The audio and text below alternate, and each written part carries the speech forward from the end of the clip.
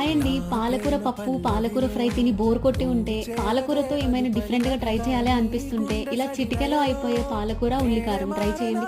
చాలా టేస్టీగా ఉంటుంది. డెఫినెట్‌గా మీకు నచ్చుతది. ఒకసారి ట్రై చేయండి. ట్రై చేసి ఎలా వచ్చిందో నాకు కామెంట్ చేయండి. వీటికి కావాల్సిన ఇంగ్రీడియెంట్స్ పాలకూర, ఆనియన్స్, ఉప్పు, కారం, పసుపు, జీరా. ఆనియన్స్ అంతా పేస్ట్ చేసేసుకొని ఆయిల్‌లో ఫ్రై చేసుకొని కొంచెంసేపు మగ్గపెట్టుకోవాలి. ఆ తర్వాత పాలకూర వేసేసుకోవడమే. చాలా ఈజీ, సింపుల్‌గా అయిపోయే రెసిపీ.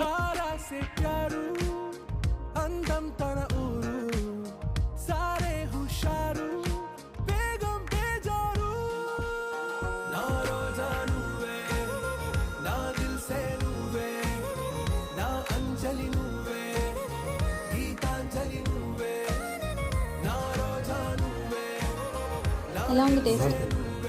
అత్తయ్య చేశారు, నేను కాదు.